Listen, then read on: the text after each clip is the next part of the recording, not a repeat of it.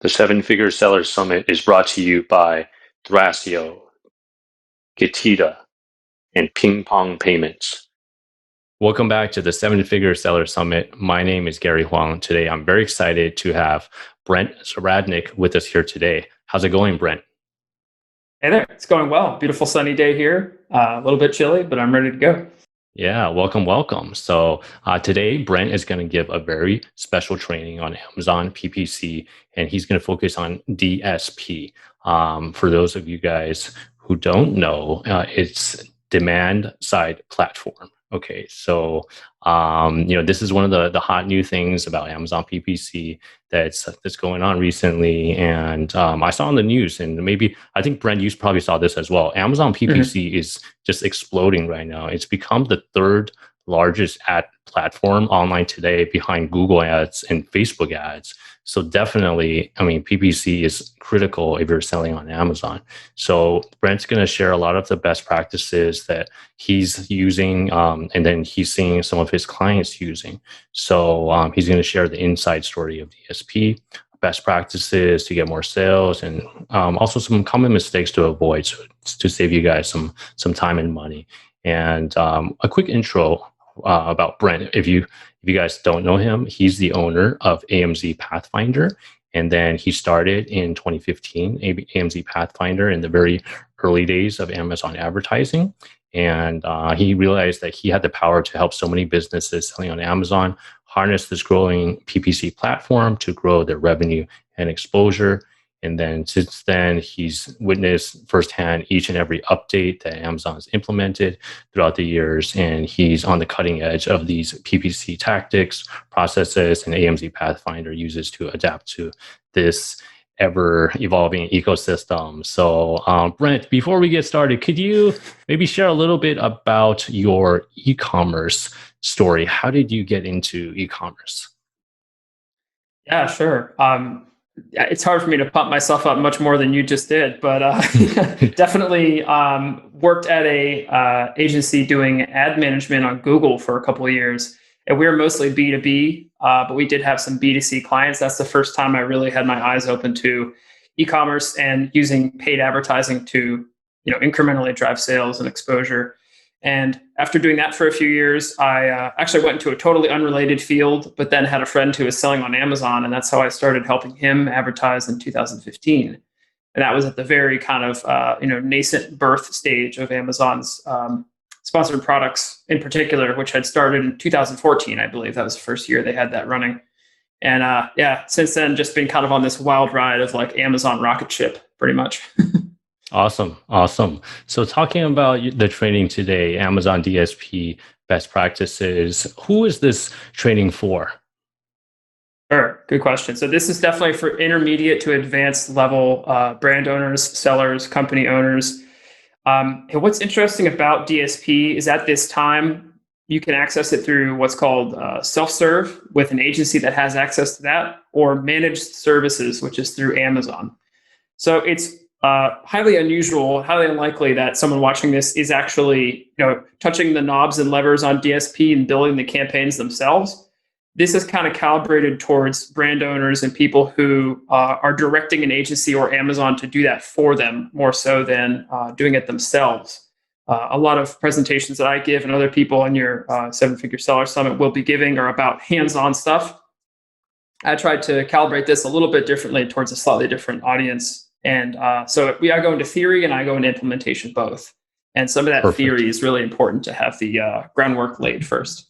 Yeah, and I agree. It's important to have a balance of theory and implementation. So without further ado, let's get into this. Would you like to share your screen and start the show, Brent?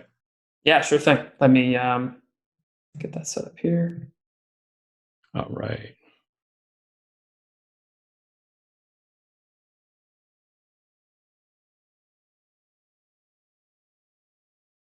Okay, and that should be full screen for everyone to see. Yeah, perfect. All right, fantastic. So here we are, ADSP best practices. And just a small distinction, because this is something that Amazon is picky about. When you say DSP, they like people to say ADSP, where of course the A stands for, guess what, Amazon. Because technically Facebook has a DSP, other companies have a DSP. And so I try to refer to as much as possible as a DSP. You will hear me slip into just saying DSP as well. It's just how it goes. Yeah, so just a quick recap. This is me. You already did a great overview. The only thing I want to accentuate here that's a little bit different is that we work with North American and EU markets both. Most of my team is here in Europe with me. I live in southern France, but we have people in Asia and Central America, North America too.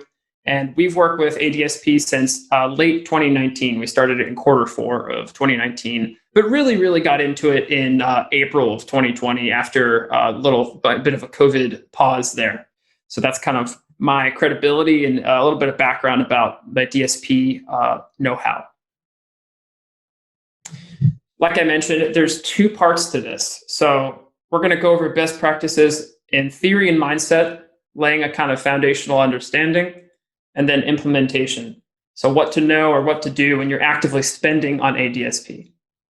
Those are the two sections I kind of have it broken into. So first, let's go theory, mindset.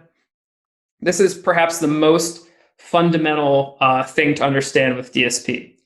So there's this idea in marketing of like a funnel, right? So people move through a funnel. And the way I have it laid out here is awareness, interest, decision, action, as they are becoming familiar with your brand and on their way to purchasing something from you. A stat that Amazon has been quoting a lot recently is that it takes 5 to 6 days for someone to make a purchase from the time they first start searching or they're aware of a problem, right? People are buying products to fill a need or solve a problem. And they say it takes 5 to 6 days to do that. So what we're used to in the world of Amazon is PPC campaigns through Advertising Console, aka Seller Central or AMS, whatever you want to call it. It's come by many names the past couple of years, but we're typically reaching people at the end of that journey. We're addressing them at the decision or the action stage where they're making the purchase or they're just aware of like, okay, it's down to these 3 products. I did a keyword search. I saw an ad for this one. That's the one I ended up buying. But those people are at the end of their trip.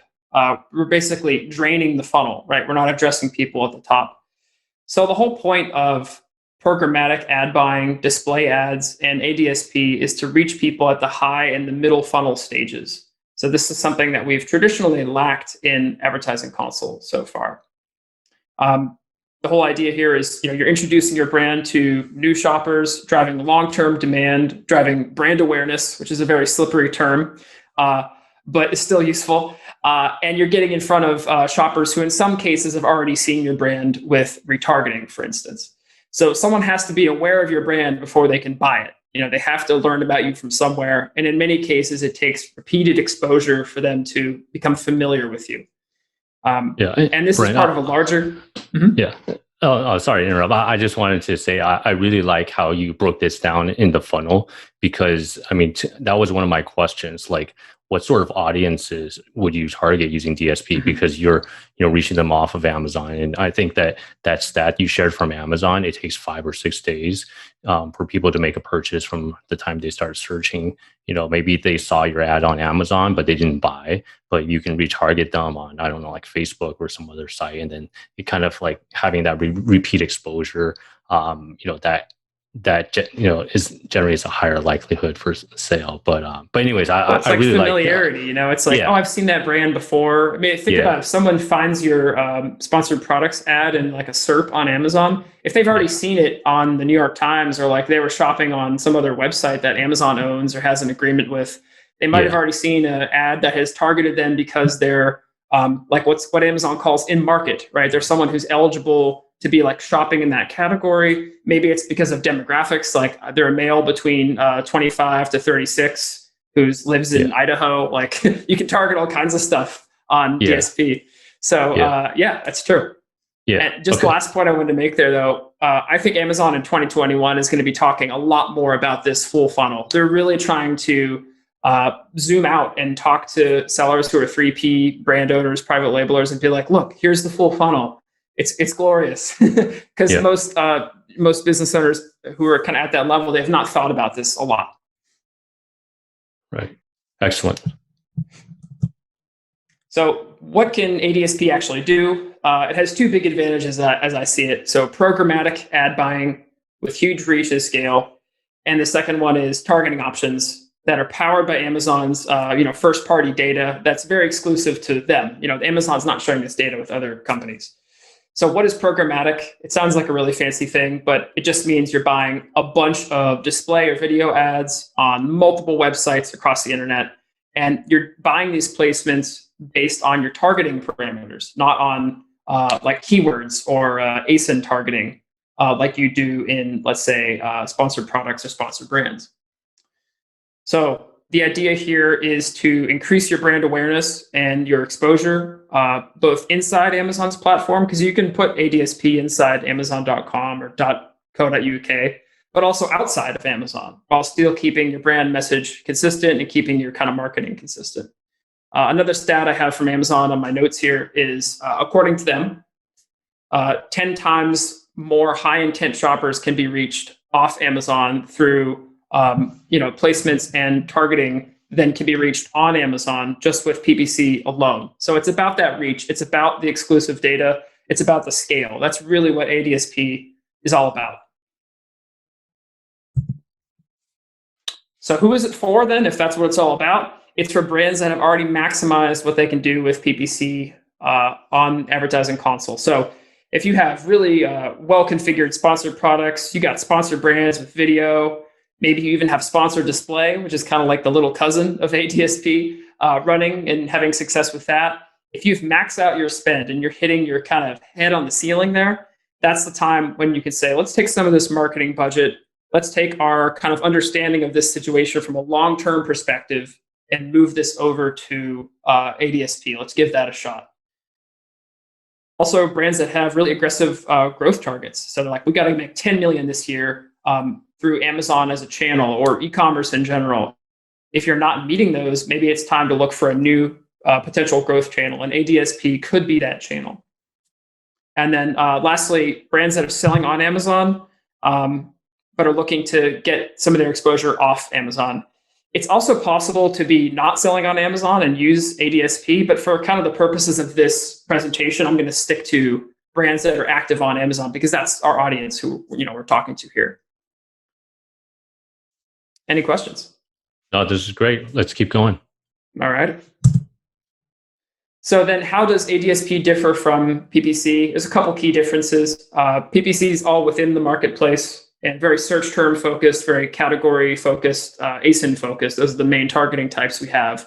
And your exposure is pretty much limited to people searching on Amazon.com or .co.uk or now Netherlands, because advertising just went live there like 3 days ago. Whereas ADSP is all about customer data rather than like search queries, and it's all about scale. So it's all about reaching people at a massive, massive size. So in ADSP, we have targeting options that are based on ASINs and shoppers' behavior related to that ASIN. Like, did they view it? Was it in a search on a page they found? Are they likely to look at similar ones? In market, which means they're in market for a particular product like running shoes. Lifestyle, are they the kind of person that buys truck accessories, for example? Or demographics, like woman between the ages of 45 to 65 who lives in Philadelphia, for example. So those are the targeting options that we simply don't have on Amazon PPC, the more traditional methods, at least at this time.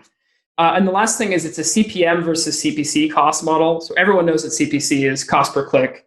You bid a certain amount to get a placement on Amazon. CPM is cost per meal or cost per thousand. So you're bidding on impressions rather than specific placements. And so the costing model is a bit different. And that is something that we find clients have to really wrap their heads around too, because that's a very different approach.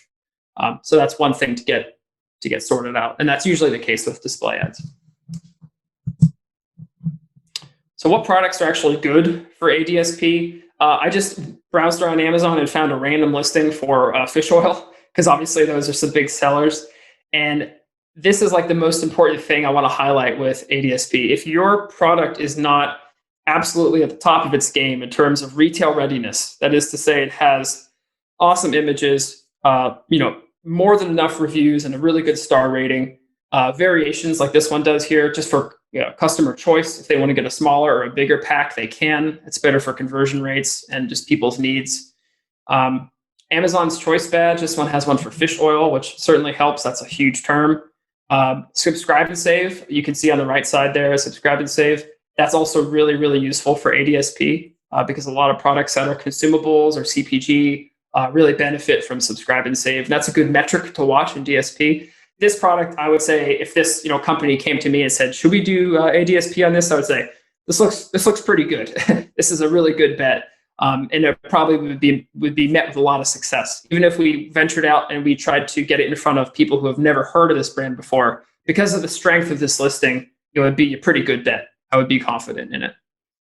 I don't have an example of a bad product, but just imagine something that has not as many reviews, let's say 3 images, one of them looks bad, no subscribe and save, and the bullet points are crappy. You get the idea. Don't try to market something that's not 100% ready to receive all that high quality traffic that you've spent so much time targeting and refining on ADSP. Other considerations for what products are right: seasonally appropriate. Don't try to sell chocolate in summer, is the example I always give. Or if Q4 is really your time of year, maybe it's better that you push a lot of your DSP budget to the end of Q3 into Q4. So you really focus around that same time of year and amplify your signal at this really important time of year. Obviously, you have to have lots of inventory and cross-selling potential too. So let's say that seller with the fish oil has a bunch of other supplements that are in a similar vein, or people who would buy those other ones. That means with ADSP, we have the ability to set up cross-selling campaigns. We can target people who have looked at the fish oil and hit them with something else. And the chances of them buying that is actually quite high. So if you have just 1 or 2 products in your catalog, even if they're really big sellers, ADSP also might not be the best fit for those. So those are some things to consider before you really dive into it. The last thing to think about is how many sessions a product has, because the more sessions it has, the easier it is to set up retargeting campaigns. And those are kind of the one of the critical parts of, I would say, ADSP and the bottom of the funnel, so to speak. Back to that funnel idea. So this is the last one, I think, for this particular section, but we want to focus on the overall outcome. I'm going to spend a little bit of time on this slide because this is probably the biggest misconception that I see for companies that want to run DSP or are considering it. They don't understand that the overall goal of DSP is, after a couple months of consistent spend and kind of clear-eyed attention to all the different stages of the marketing funnel, that the goal is incremental improvement in vital performance and growth metrics. So are our conversion rates up? Do we have a lot more detailed page views? Is our overall revenue growing substantially since we've started DSP? These kind of very big picture perspective things that take place on a delay. These are lagging indicators. After some time is really the point of what DSP is for. So it's not about, we'll start a campaign and then week 2 we'll say, "Oh man, we got great ROAS, let's keep doing it." ROAS is just one aspect of ADSP. It's not the whole target. It's not the whole picture. Similarly, ADSP is not just retargeting. A lot of people approach us and they say, "We want to do retargeting. We want to do retargeting." You need a kind of a perspective on that is beyond retargeting. All you're doing with retargeting is just reaching shoppers who already know your brand. I mean, these people have already been on your page. So if the whole point of ADSP is to reach people who don't know your brand, who've never been on your page, you're really kind of missing the point by just focusing on retargeting. You're using 15% of what it could possibly be for, essentially. It's great for ROAS. You can get great returns on that. But will you see a noticeable impact on your overall sales and, bullet point 1 there, your performance and growth metrics with just retargeting? Chances are no. All you're going to do is recoup some sales and make some money, but that's not really what DSP is for. And the last thing I'll say is avoid the ROAS trap. So ROAS is return on ad spend. And typically ADSP has lower ROAS compared to native Amazon PPC. You might be able to get 25% ACoS through your advertising efforts with advertising console, which would be a 4.0 ROAS, right? So that's a great return. And that's kind of the bottom of the funnel where you're used to playing in that space. But the whole point of ADSP is about addressing the market opportunity in general. There are some orders that you're going to focus on ROAS, but other ones you're not going to focus on that at all. For some instances, we'll care about product detail pages or cost per product detail page or how many subscribe and saves we get. We're not really focused on ROAS. So those are the three big ones for overall outcome. And I would really stress those heavily on who's thinking about ADSP or looking at it. You please understand these things. This is like really key. Yeah. Brent, this is great. And about the third point, when you say to avoid the ROAS trap, and you use an example, let's say through native Amazon PPC ad console, you're getting like a 25% ACOS. Mm-hmm. And I mean, how would ADSP, like the ACOS or ROAS, look compared to that? Would it be lower, or would it be? I mean, I think your mileage may vary depending on the product, but I'm just curious on a high level, sure. what would be some typical results sellers watching today might expect? Sure, and this is a good thing to keep touching on. So, if you look at the ROAS for the overall ADSP set of campaigns, and the campaigns, by the way, in ADSP are called orders. So if you hear me say orders, that just means campaign. Each order should have its own kind of individual target KPIs and target metrics, and you'll measure the success of that order based on those KPIs. So for some of those orders, like a retargeting or like one that's like consideration further down the funnel, you will look at ROAS as your metric and say, hey, this is good. It's got 1.5 ROAS. Anywhere from like 1.5 to 3 is like generally like not bad on ADSP. And I'm talking at scale. You can run a campaign for $2,000 and get 7 times ROAS, but that's not really going to make any huge impact on the business. That's just retargeting, like I said, reaching shoppers who are already aware of you. I would say if you are running at like 25% ACOS for a product at any kind of real scale with ad spend, that's a good indicator. You could probably run some consideration and retargeting campaigns in ADSP and get quite a healthy ROAS. I wouldn't expect it to be 4.0, but you could probably get anywhere from 2 to 3.5 or something like that. But this is all about scale. So bringing scale to it is where it starts to suffer with ROAS. But that's it's kind of not the point at that stage. If we're running awareness campaigns with video, for instance, what we're worried about is how many people watched 50% of the video, how many people watched 75% of the video, how many people watched 100% of the video. That's our success metric instead. Right. So in other words, like on your first point, the goal is clear incremental improvement in the vital performance and growth metrics. Right. And it takes some time. It's like a lagging indicator. Like after, we really recommend that people spend on DSP for 3 months. We think that's a good amount of time. Put a substantial amount of money into it for 3 months, each month. And at the end of that, you should have something to show for it. That should be a success, and it should be taking the brand to like the next level in some small way. Like, oh, we've noticed that our overall year-over-year sales have substantially increased like after this course of DSP spend, or like, wow, we have so many more sessions than we did before, our conversion rate's higher. There should be some kind of lift there after the course of spend. And I'll be honest, for some clients we've had trouble demonstrating that, and that's why I'm really, really focused on this as the overall outcome goal. This is not something you run for 3 weeks and say like, wow, look at the huge lift. It's much more about a longer duration. Got it. Makes sense. All right. This is great. Let's keep going. Okay. So part 2 is implementation. So yet again, this is not in the same way that I would make a presentation for someone about sponsored brands, where it's like build a campaign like this and use these options. This is more, I want to arm you with the knowledge. So if you ever engage in an ADSP with an agency or with Amazon, you know what questions to ask and what things to get clear and what recommendations to make from your perspective. So the first one here is this. This is like we're getting a little bit nitty gritty already. So we're going down further. So on ADSP, there's what's called ad creative. So inside of sponsored products, you just put in a keyword, and the ad is effectively your product, right? You add your SKU to that ad group, and that's your ad. With ADSP, there's all kinds of creatives you can make. There's video creatives, there's slideshows, there's third-party creatives, there's ones you can embed links in for tracking. You can do all these things that send the traffic off Amazon or on Amazon, depending. But I said, we're going to stick to on Amazon. So this is the two best kinds of dynamic creative that are kind of built into ADSP are what's called dynamic e-commerce. That's the first one, and responsive e-commerce, which is a bit newer. And these are really easy to set up. So these are very, very similar to the ad creative that you have in sponsored products, where you do put in targeting, you add the product, and Amazon pulls in the information from the listing for you. So like, here's your logo, here's your product, you write a custom headline.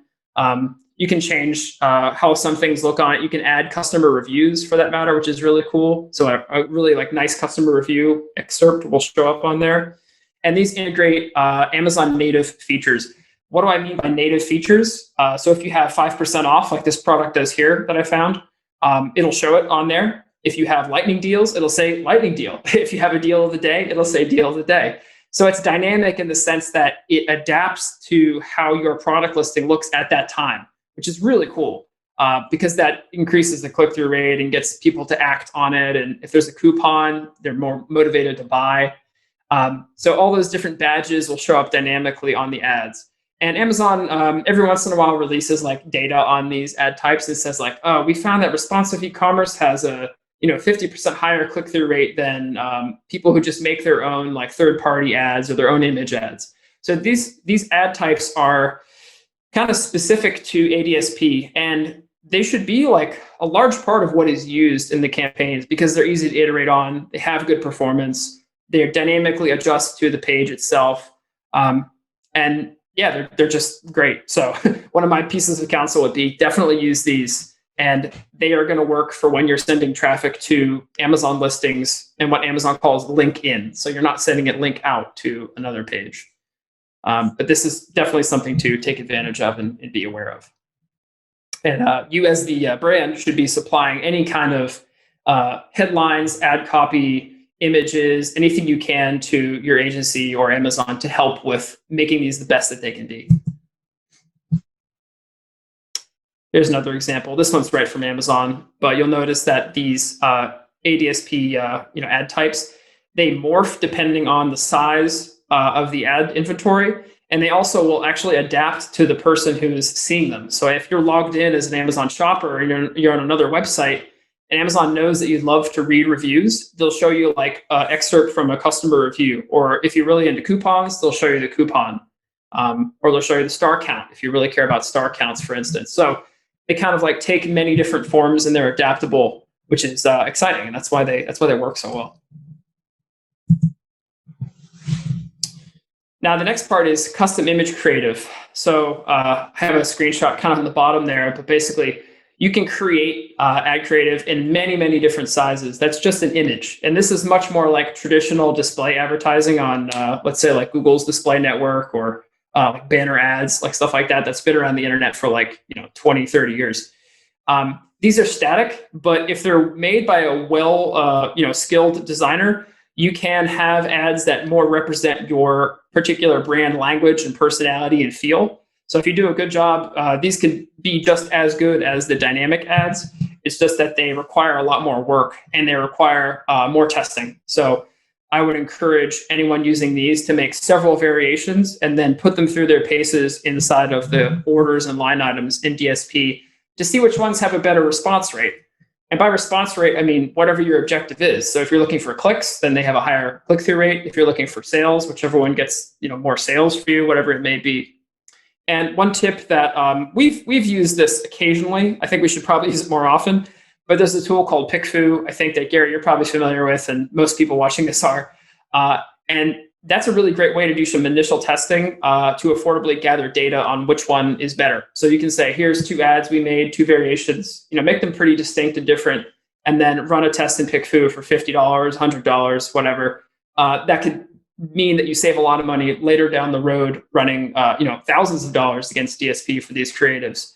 Figure out which one is liked more or which one gets a better response from the kind of audience that's existing in PickFu there, because a lot of those people are Amazon shoppers, and that's a really good way to do that's a great tip, Brent. And we've had PickFu on the summit as a sponsor in the past and as speakers as well. We also had an advanced workshop from Anthony from PickFu as well, and I think it's great. I mean, one is it's really cheap. It's like $50 to start to do a split test, and two, it's super fast. Like you can get results in like 30 minutes. And one time I was actually chatting with another of my friends, an Amazon seller, before lunch, and then I ran a PickFu poll to split test product images, like my product image against competitors. And like during lunch I saw like the live results coming in on the phone. We could see like they voted for mine over them, and then comments coming in. So it's really cool. I highly encourage you guys to check it out. And I never thought about split testing like custom image creatives, like ad creatives, but I think that's another way that you can do that. So that's a great tip, Brent. Yeah, sure. I mean, why not? PickFu can be used for so many things. And I would challenge anybody who says, "Oh, it's $50. It's so expensive." You might spend $10,000 a month on DSP. What is $50? If that means that your ad creative is going to be that much more effective, and you won't have to spend a bunch of money and time to figure that out. I think PickFu, it's not the same, obviously, as the whole ADSP audience and your target, but it's going to give you some interesting things to think about. And really, my experience with PickFu says, ask the question in such a way that encourages people to add comments and answers to. Like how you ask the question is so critical. And I'm sure Anthony will cover that or do that. I know Anthony pretty well. He's a great guy. So, okay, awesome. But that's another idea. This next one is, yet again, we're going even more granular. This is pretty nerdy.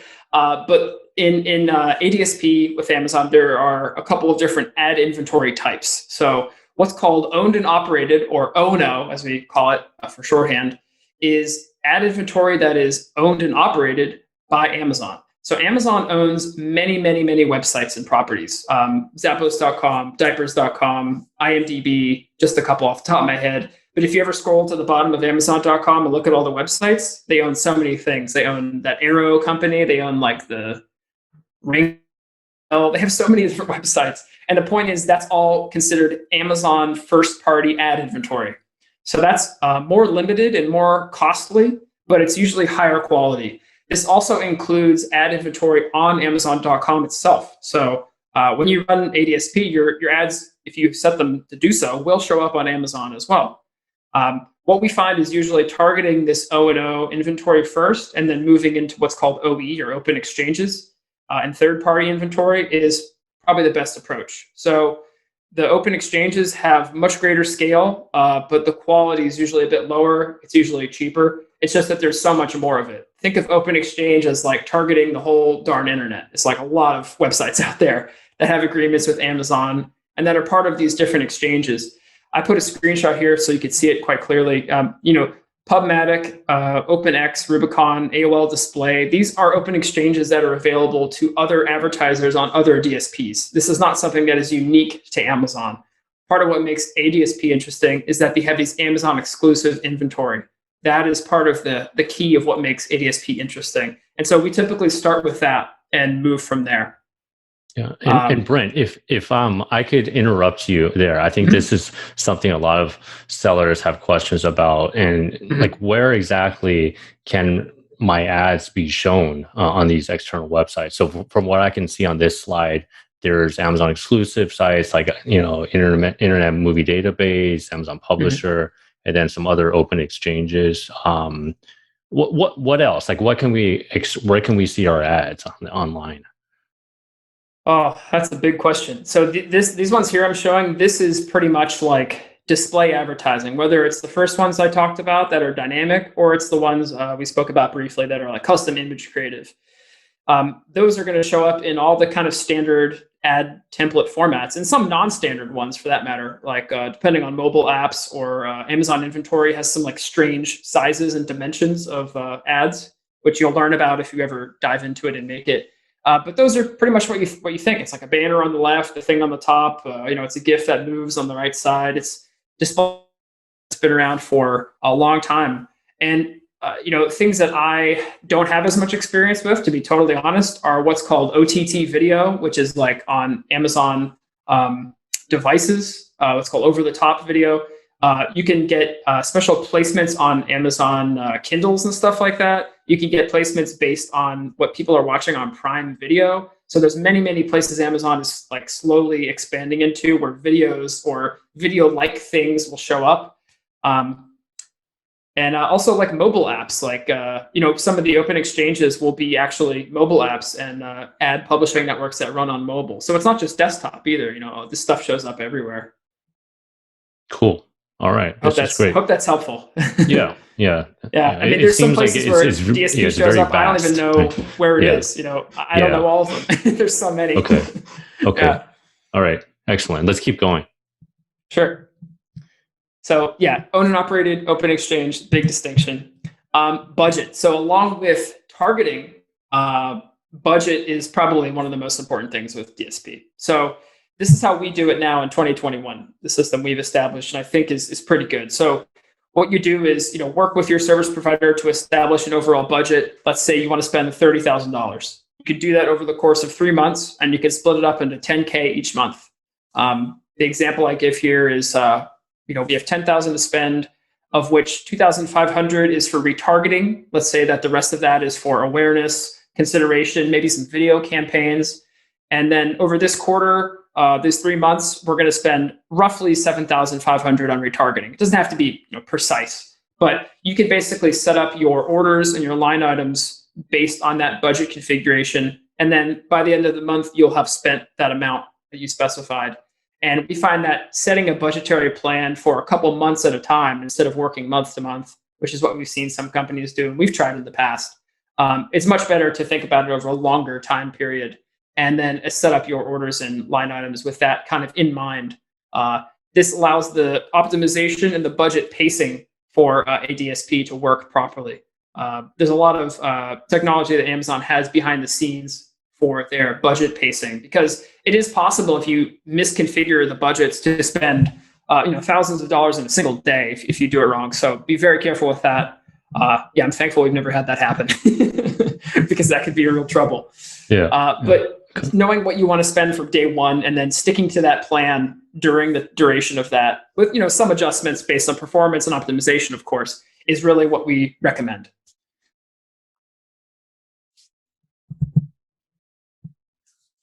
Okay, we're getting back into some pretty nerdy territory here. So imagine this scenario, first of all. There is a DSP entity, an instance here, and then there's your account here as a third-party seller, like a not a vendor, but like a third-party seller. Between those two, there is no link. So in September of last year, Amazon added a feature that basically allows you to link the 3P account with the DSP instance. And what this does is basically deduplicates sales between them and improves the accuracy of attribution. This is one area that Amazon still has a lot of stuff to work on with a DSP. But this one move actually helps a lot. When we actually link this up to a lot of our client accounts, we started to get numbers that looked a lot more realistic for what we thought we were actually driving by looking at overall lift with a DSP. So recommend that this is set up from day one. So as soon as you start to spend any amount of money on DSP, you have a much more accurate representation of what attribution is going on between the two platforms. In the future, I expect that Amazon will actually use this link here to give what I call like assist metrics. So a good example would be, average Joe consumer saw your ad 3 times on the New York Times, and then 2 times on CNN, and then 1 time on ESPN. And then he went on Amazon.com and he typed in like running shoe, and he bought after clicking on a sponsored products ad. Well, the way that Amazon's attribution works is that sponsored products ad would get all the credit for that because it's called click attribution. So the ADSP would get absolutely no credit. So it would have helped, but it wouldn't have got any credit for that. With this, hopefully, upcoming future improvements to attribution, we'll be able to see, oh, this ad had a sale assist. That's very nice. So we have 700 sale assists and 300 conversions, and of those, like these many purchases came from this. These metrics don't exist yet, but making this link between them ensures that your account will be ready for it day one when they show up. And for now, it just improves the accuracy of attribution between them and cuts down on duplication. So this is a setting you can find in the order settings field. Super easy to find on ADSP. And if you have an agency or Amazon, they'll know exactly where this is. So just make sure to have that set up from day one. I think this is actually second last one. I know, Gary, I don't want to run over too long on time. Optimization, I want to talk about this briefly. So unlike sponsored products where you can optimize after just a few days when you have sufficient spend, ADSP is all about waiting a little bit. So give it a few weeks, make sure enough spend has kind of flown through the account, and then you can begin making adjustments to budgets and bids, modifying targeting, audience segments, and creative. Expect it to take a little bit of time when any new audiences or creative is added into the mix, added into the orders. And yeah, like I said, this is not like sponsored products where if you spend $300 and over the course of 4 or 5 days, you can start to make some pretty good judgments about what's going to work, what's not going to work. It takes more time with ADSP, so a caution there. And lastly, this goes back to the end slide from the first section, which is measuring success based on specific metrics. So you have what's called goal and optimization sections that exist at the order and line item levels. And yet again, orders are like campaigns, line items are like ad groups. And that allows you to say, hey, our goal for this is sales on Amazon, or in this screenshot here, I have considerations on Amazon. And our KPI for that goal, usually linked, is detail page view rate or detail page views, like how many can we get?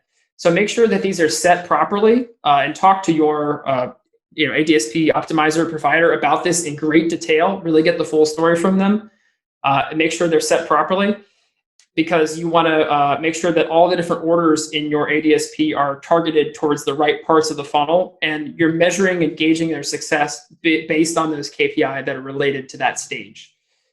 So kind of a straightforward example I give here, an awareness order, which is driving awareness, is targeting shoppers who don't know your brand, right? So we're focused on impressions and detail page views. How many people saw these ads? How many of those were high quality views also, which is a metric you can get in DSP. And then what is the detail page view rate? So how many people actually went from impressions to seeing your detail page? While something like retargeting, which is of course much lower funnel, is focused on ROAS and purchase metrics. So we had 2.5 times ROAS, and we had this many purchases from views and this many purchases from clicks. There is a distinction in ADSP for those two things. So that is measuring the right KPIs at the right level. Yet again, if you are just focused on ROAS only, you're going to be kind of missing out on the full opportunity that ADSP offers. So that's it, actually. So thanks for learning with us, and I hope you enjoyed. Awesome. Thanks so much, Brent, for this value-packed presentation on DSP. It was pretty deep, but I think there was a lot of value there. And I have a couple questions, but before we get into that, for people that want to connect, what's the best way to connect with you and AMZ Pathfinder if they would like to learn more? Yeah, sure. Just amzpathfinder.com is fine. That'll take you to everywhere you need to be. We are on various social channels too. We're on LinkedIn and Facebook primarily. And hopefully I'll be able to connect with a lot more people at conferences this year. So if you see me at a conference, please walk up and say hello. I would love that. Awesome. And Brent was generous enough to provide a bonus training for our All Access Pass members. Do you want to talk a little bit about that? Yeah, sure. That's a totally different presentation than this one. Not an ADSP focus at all. The idea there is how in 2021 can you limit competitors from basically swiping your sales from your product detail pages? What can you do with advertising mostly, but also maybe some other tricks to make sure that you're kind of plugging the holes in the bucket? The sales aren't leaking out of your listing once you get people there. Definitely. So I think that makes a lot of sense. It's almost like, you want to, it's like a leaky bucket, or a bathtub that's, leaking water, right? You don't want to leak the money away. So I highly just imagine it's revenue. Yeah. yeah. So I highly recommend you guys check that out. Consider the All Access Pass. That's a valuable presentation in addition to this. So Brent, we covered a lot today. And one of the questions that I had was, first is about targeting. Do you have, I know you talked about the targeting options, based on ASIN, based on in-market, lifestyle, demographic segments. Do you have some sort of example for people to, learn a little bit more concrete, like to kind of visualize these targeting options? Yeah, sure. So the most common one you can use, there's many through ADSP. I won't try to touch all of them, but the most common one you use would be related to ASINs on Amazon and actions that have taken place around ASINs, like customer behaviors. So the most common one everyone always cites would be retargeting. Someone has seen your product page in the last 7 days. With ADSP, you can set it to any time range you want. Actually, you could say 14 days, 31 days, 90 days, within certain constraints. There are some limits on that. But you can also do stuff like people viewed similar product pages, or this product showed up in a search in the last 60 days. So what you're doing there is like slowly, yet again, moving up the funnel. Because if someone saw your product in a search result, they didn't even click the page. That means that they may be searching for something you're selling, but they're not showing enough intent that they actually clicked on your page and are eligible for like direct remarketing. So that's a good example of like what can happen. And you can do that for competitors too. So let's say your number one competitor, maybe a shopper has never visited your page, but you can target your number one competitor. And that's because those products are so closely linked and they're so similar, there's good reason to believe that they have expressed an interest in buying something like what you have. And furthermore, you can layer in different audiences. So you can say, this person visited my competitor in the last 7 days, and they also didn't buy that. So they're not, they did not actually purchase my competitor's product. They're still ostensibly in the market and looking around. And maybe that means they'll come back to me. So that's a pretty concrete example. I see. And then in terms of performance, all of these different targeting options, well, I mean, obviously your mileage may vary, but what are you seeing and what's working well right now? Yeah, that's a good question. I think what's perhaps working really well for us is with catalogs that have larger product selections where multiple products are retail ready, which I alluded to slide there, because that's always an important piece that has to be in place. Doing cross-selling has been really valuable. So we call those loyalty campaigns usually, because it's like if someone has bought this product in your catalog, let's say it's like your flagship seller, you can then hit that person or that segment with, oh, here's some other products in our catalog that you'll be very interested in because you already have purchased one of our products. And so that kind of cross-selling, I guess upselling, is really quite effective for ROAS. That's like a good ROAS driver. Also, just videos in general are really great for getting brand awareness. We find that like video works probably, it's way more expensive than CPM, because usually video CPM is like $12 to $14, but a video makes such a stronger impression on someone. And if you optimize for completion metrics, like, this many people watch 75% of your video, and the bulk of what you want to convey to someone is in the first 75% of the video, then you can consider that like a pretty job well done. Like you've successfully educated some random person who never knew about your brand. Now they have like a 20-second little loop they saw about, and they learned what it's all about. So that's like customer education that goes beyond just like one display ad that has like, here's your logo, here's your product, here's like 50 characters. That's it. Okay. Yeah, that makes sense. And then if people have a question like, how do sellers get access to DSP? I mean, I saw on Amazon, you need to spend at least $35,000 US minimum ad spend. Does that sound right to you? Are there some other options that people can access DSP? Yeah, that's through what's called managed service. So that's with Amazon actually managing it for you. And they also take some of their fees on top of that too. And agencies like my own, we do what's called self-serve. So we have access to DSP, and we can do lower spend requirements than that. But what we've actually determined is that the reason Amazon has such a high requirement is because that's like where it starts to be effective.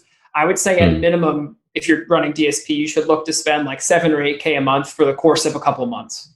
If you just want to spend 5 or 6K for 1 month, you'd probably be better off putting that money into Advertising Console, trying out the new sponsored display ad type. I would say that is actually a really good entry into the display space, especially as that ad type gets more and more complex and capable.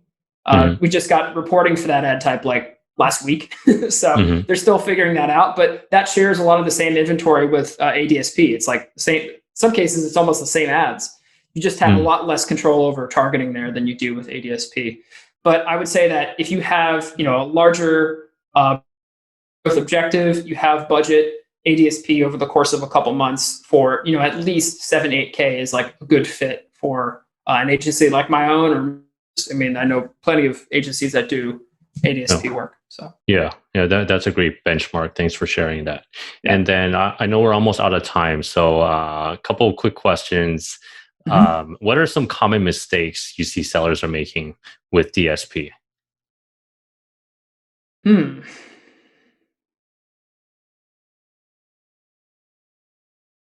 Probably just like focusing too heavily on ROAS as the one and only objective and trying to see immediate gains after the first couple of weeks. I think like the mindset that a lot of owners have, and people who are really good marketers on Amazon and understand like sponsored products and everything really well, that they're so good at that, and that's how they kind of address the world of Amazon advertising. So they think like, oh, ADSP is Amazon. It's kind of the same idea. If I don't see returns after a couple of weeks, like let's just get rid of it. But that's not how ADSP works. I think like giving up too early would maybe be one of the common common mistakes. Or one thing I see is brands that start with like way too general of targeting. Like let's just target women between 35 and 45. It's like that's a huge audience.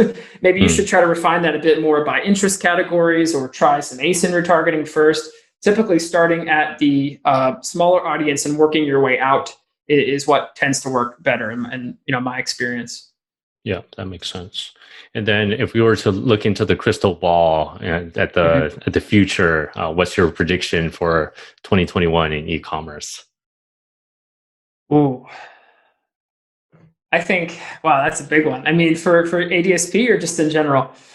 Let's say ADSP and e-commerce, Amazon, for example. Okay. I think for ADSP, Amazon has to make a much better case for attribution to make it really clear to brands how this is linked to their third-party sales. That they're used to looking at all the metrics for inside of their Seller Central account.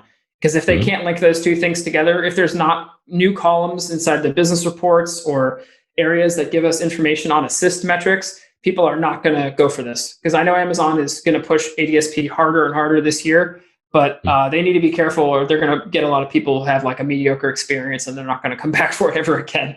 So my prediction is they will improve the attribution and metrics side of it because they have to.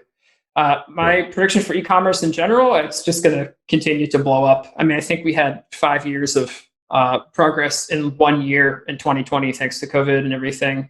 And Amazon faces a lot of really stiff competition in Europe from these entrenched players like Bol.com and Allegro, and I think one of them is called eMag in Romania. These companies really understand e-commerce really well in their native countries. And so Amazon is going to have a very hard time, beating them in those countries. I think they have a very difficult struggle ahead of them. Very interesting. Okay. Yeah. And with the final question, if we were to apply the 80-20 principle to everything you shared today, talking about DSP, what would be your number one recommendation to sellers watching right now? My number one recommendation would be understand the proposition of that DSP offers and how it differs from what you're used to. Because once you wrap your that and you're able to conceptualize that, it makes it much easier to understand what your objective might be. And it should be in like a long-term perspective, a long-term objective. Perfect. All right. So thank you so much, Brent. This has been a super valuable presentation. I've been taking a lot of notes about DSP, and I'm sure our audience learned a lot as well. So we thank you for that. I highly recommend you guys connect with Brent to learn more, AMZ Pathfinder. And with that, thank you, Brent, for coming on. And thank you, everybody, for watching. And we'll see you guys at the next session. Bye, everyone. See you, Brent. The Seven Figure Sellers Summit is brought to you by Thrasio.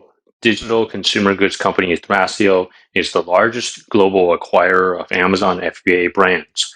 By acquiring nearly 100 top-rated brands and managing the scale of more than 10,000 category-leading products, Thrasio's brands are more profitable, grow faster, and outperform almost every other seller on Amazon. Brought to you by Getida. Getida is a technology company that is empowering the e-commerce industry by helping Amazon sellers recover the maximum FBA reimbursements that they are eligible to receive. Established in 2015 and an authorized provider on the Amazon Seller Central App Store, Getida utilizes the most advanced technologies to audit and discover FBA discrepancies to ensure the maximum recovery on all types of available FBA claims. Brought to you by Ping Pong Payments. More than 750,000 online sellers rely on Ping Pong to simplify their global payments and keep more of their hard-earned profits. We process more than $15 billion in cross-border payments for e-commerce and transfer more than $100 million a day for international e-commerce sellers supporting marketplaces all over the world.